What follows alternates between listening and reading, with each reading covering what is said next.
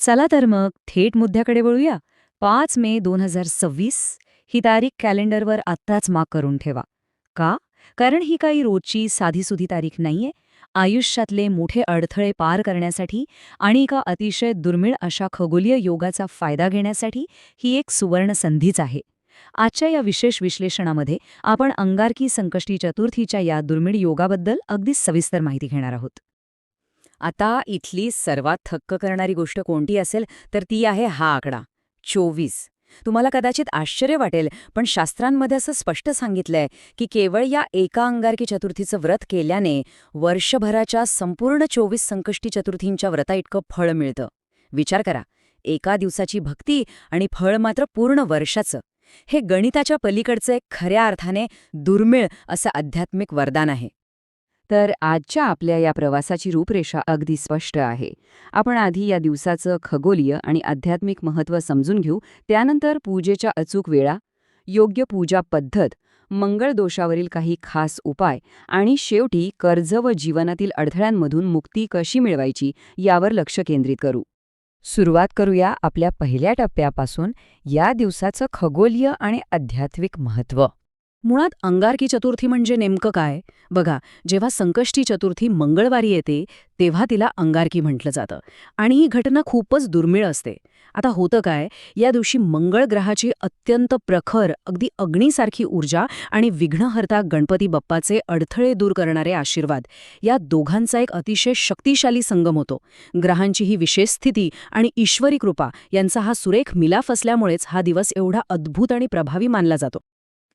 आता वळूया दुसऱ्या महत्त्वाच्या भागाकडे, आणि तो म्हणजे आवश्यक वेळा. कुठल्याही उपासनेत वेळेचं गणित खूप महत्त्वाचं असतं, बरोबर? 5 मे रोजी पहाटे 5:24 चतुर्थी तिथीला सुरुवात होतीये. पण यातला खरा कळीचा मुद्दा कोणता आहे? तर तो आहे अमृतकाळ, म्हणजे पहाटे 5 ते सकाळी 8 वाजेपर्यंतचा वेळ. असं मानलं जातं की या अमृतकाळात केलेली प्रार्थना थेट ईश्वरापर्यंत पोहोचते. त्यानंतर रात्री 10:35 चंद्रोदय होईल तेव्हा अर्घ्य द्यायचंय आणि दुसऱ्या दिवशी म्हणजे 6 मे रोजी सकाळी 7:51 ही तिथी संपेल. वेळेचे हे गणित समजून घेतल्यानंतर आता आपला तिसरा टप्पा आहे बाप्पाची अचूक पूजा पद्धत. हे व्रत करणाऱ्यांसाठी सकाळच्या पूजेचे हे टप्पे अत्यंत साधे पण अतिशय प्रभावी आहेत. पहाटे लवकर स्नान करून शुद्ध वस्त्र नेसणं ही पहिली पायरी. त्यानंतर बाप्पाला शेंदूर, लाल जास्वंदाचं फूल आणि सगळ्यात महत्त्वाचं म्हणजे 21 दुर्वांची जोडी अर्पण करायची. तुम्हाला माहीतच असेल, दुर्वा अर्पण केल्याशिवाय बाप्पाची पूजा पूर्ण मानलीच जात नाही. हे सगळं झाल्यावर ओम गण गणपतये नमः या शक्तिशाली मंत्राचा जप करून सकाळची पूजा संपन्न करायची. आता येतो रात्रीचा विधी.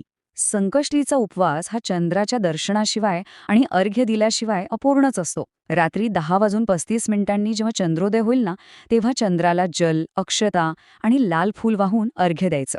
त्यानंतर चंद्राला नमस्कार करून त्यामध्ये गणपती बाप्पाचं रूप पाहायचं आणि मगच अगदी आनंदाने हा उपवास सोडायचा.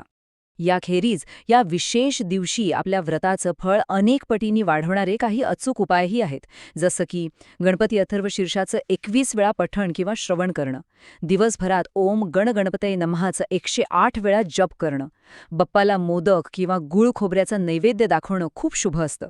पण ह्यातला सगळ्यात महत्त्वाचा भाग म्हणजे या व्रतामध्ये मिठाचा त्याग करणं.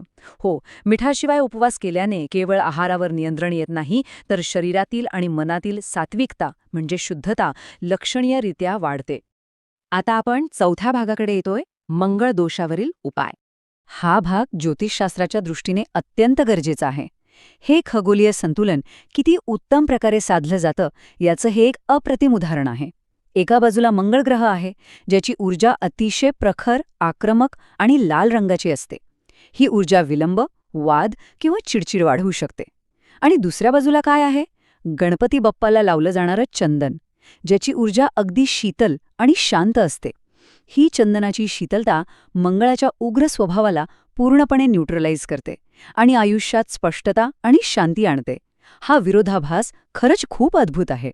म्हणूनच ज्यांना मंगळ दोषामुळे अडथळे येत आहेत त्यांच्यासाठी हे काही अत्यंत विशिष्ट उपाय सुचवले आहेत. बाप्पाला लाल चंदनाचा गंध किंवा उटी लावावी, रक्तचंदन म्हणजेच लाल चंदनाच्या माळेनेच मंत्रजप करावा.